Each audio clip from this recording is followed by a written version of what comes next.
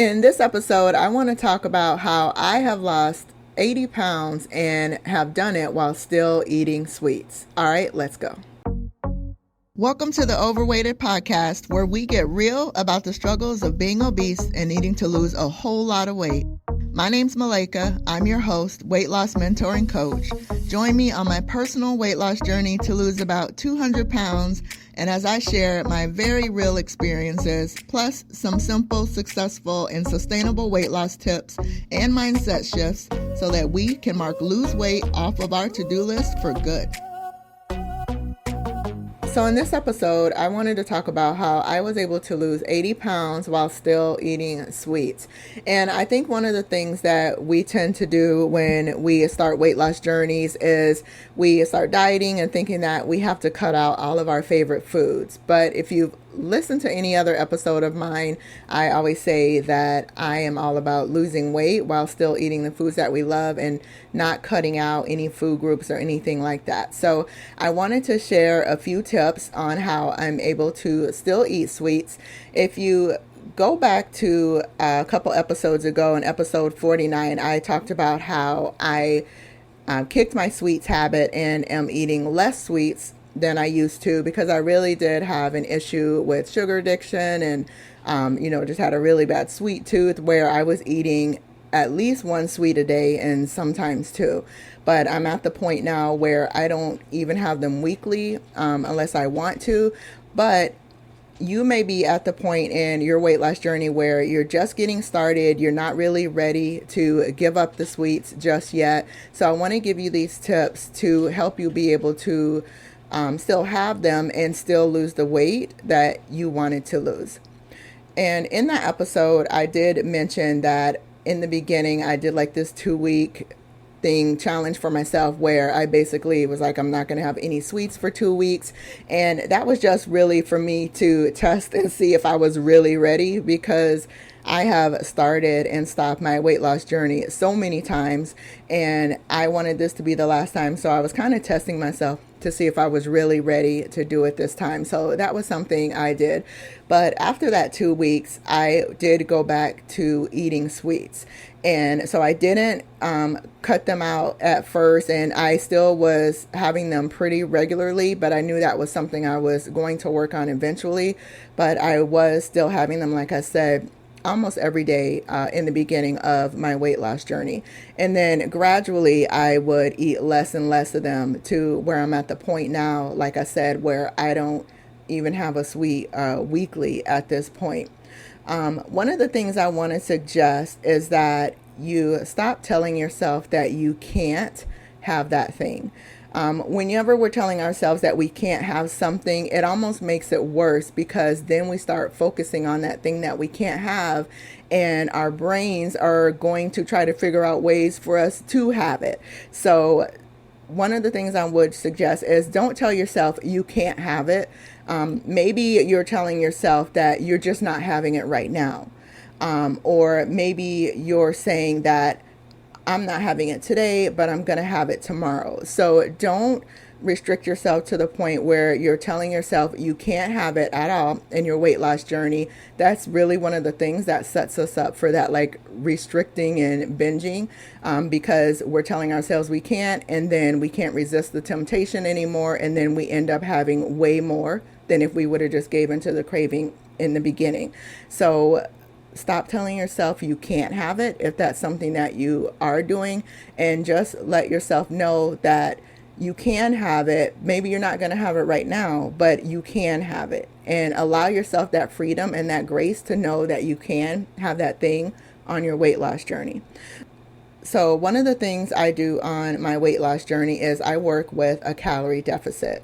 And for those of us that have like maybe over 50 pounds to lose, working with a calorie deficit, and so focusing on like calories in versus calories out, and making sure that you're using more calories in the day than what you're consuming, that is one of the easiest ways for us to lose weight in the beginning when we have a lot of weight to lose.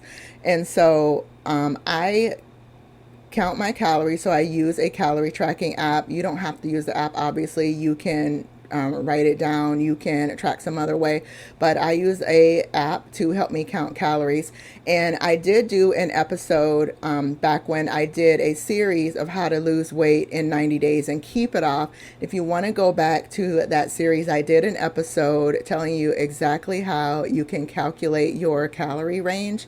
And so it's just telling you how much and what to eat. So if you go back to that episode, you'll be able to figure that out for yourself. But one of the things I do, like I said, I have my calorie range. And because of that, that means that I can only eat so much in a day, right? Because I want to make sure I'm in my calorie deficit and I want to make sure I lose weight. So I only have a certain amount that I'm focused on eating in a day. And one of the sweets that I would eat regularly in the beginning was this slice of cake from the grocery store that's local for me. And that piece of cake was like 660 calories. So when I look at the fact that I only have so many calories in a day and I want to have that piece of cake, and I would in the beginning, but what would happen, because I had that piece of cake and it was taking like 660 of my calories, that was almost half of the calories that I would have for the entire day. And so I would be super hungry, and I would just end up regretting the fact that I had that cake later because I was hungry because I had used up so many calories on the cake. So the fact that I count the calories and I'm logging my food and tracking it and being aware of what foods are higher in calories, that's really helped me with being able to eat the sweets, but also just being aware of, like I said, how much calories those sweets are taking up. So one of the things that I would do if I wanted to still have the cake is I would basically save up the calories to make sure that I had room for it in the day. So for instance, if I wanted to have that cake that was 660 calories, well, what I learned to do was have lower calorie foods with the cake on the same day that I would have the cake. So for instance, if I was going to have that cake, I knew it was going to take almost half of my calories. So in order for me to not be hungry, I would need to fill up on lower calorie foods so that I could still eat my cake. So what I would do is like maybe have some fish that I baked because that's really low in calories. Like tilapia is my favorite. So I would bake some tilapia and maybe just put some lemon pepper on it, or I might put seasoned salt on it so there wouldn't be any butter or anything like that. And I could have a piece of tilapia. It would only be about 75 to 100 calories depending on the size of that. Obviously, salad is a great thing to have where you can fill up on lots of leafy greens. And I would only have 1 or 2 tablespoons at most of salad dressing because that's where a lot of the calories are in the salad dressing. And I would focus on eating lower calorie foods that day that were going to fill my belly so that I wouldn't be so hungry, so that I could still have that sweet. But like I said, what I had to get to the point of is having them less so that I could actually have more calories in my day for foods that were going to be more beneficial for my body. But like I said in the beginning, I wasn't trying to do that. I wanted my cake. So I just made room in my calories for my cake. So I would have my cake and then just have some lower calorie foods that day so that way I wouldn't end up hungry. Another thing that I started to do is that I would substitute some lower calorie snacks or lower calorie like recipes for some of the things that I like to have. One of the things the kids and I tried were like these black bean brownies. They were actually really good. So it still gave me the chocolate. It still gave me the consistency of the brownie. And I was able to have that and actually add some protein in as well because I had the black beans in the brownie. But you can look for like lower calorie recipes for some of the things that you like to eat. And that way you can still have that sweet, but it's not going to take up so many calories and you're not going to ruin your calorie deficit so that you can still lose weight. Like I mentioned also, one of the other things that I would do is I would have a lower calorie snack option instead of the option that I wanted. So for instance, with the cake. Again, as an example, like I mentioned, that was over 600 calories. But what I could do, this store also sells cupcakes. And so I could get a pack of cupcakes, and one cupcake was 250 calories, and I could have two cupcakes and that would be 500 calories. So it was still less than that piece of cake. So I would still get the cake because I got the cake and the frosting from the cupcake, but it would end up being less calories, so that I still satisfied that craving that I had and still was able to have my cake, and I was able to have it for less calories. So look for lower calorie snack options of maybe something similar to what you already like to eat.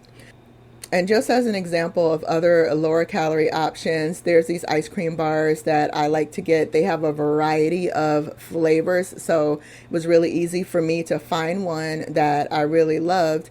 And one bar was only 100 calories, and there was this flavor. It was fudge brownie, and it reminded me of the like chocolate brownie version of Ben and Jerry's that I used to like to get all the time. And that is really high in calories, especially if you eat the entire pint like I used to. So having something that was only 100 calories as opposed to that, which was probably, I would say, 900 to 1,000 calories in that pint, that was saving me huge on calories as well. So I was still able to have that chocolate fudge flavor in ice cream, but it was saving me a lot of calories.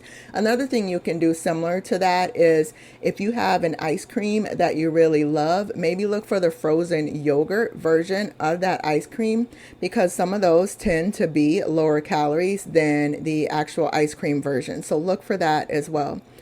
And the last tip that I will give you is share your dessert. I don't know if you're a sharer. I'm not much of a sharer, but because I wanted to lose weight more than I wanted the dessert, I still wanted to have my dessert, but I also wanted to lose weight. So I started sharing the desserts when I needed to. So like, for instance, with the cupcakes, I don't eat the entire pack of cupcakes. I give them to my kids. Sometimes I will eat 2 cupcakes, like I mentioned, but there are other times when I'm like, no, I don't really have the room in my calories for 2, but I still want this cake flavor. So I will have 1, and then I'll hurry up and give away the other cupcake to one of the kids, so that way I don't eat it.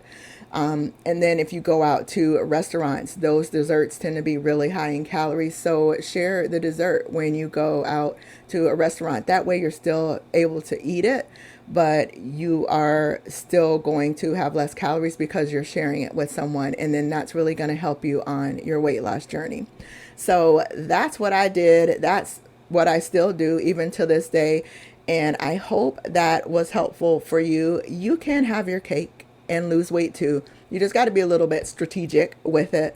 Make sure you go back and listen to episode 49, as well as the How to Lose Weight in 90 Days and Keep It Off series. There are some great tips in there to help you with your weight loss journey. And I will see you next time. All right, bye-bye. Thank you so much for spending time with me today. If you got any value out of this or something just really resonated with you, can you do me a favor and leave a review? It helps others find the show so that it could help them too. Also, I'd love to connect with you on other platforms. I'm Malaika Burley on IG and YouTube. And go grab my free webinar, The 5 Keys to Simple, Successful, and Sustainable Weight Loss at malaikaburley.com. And of course, all of those links are in the show notes. Thanks again and have a blessed day.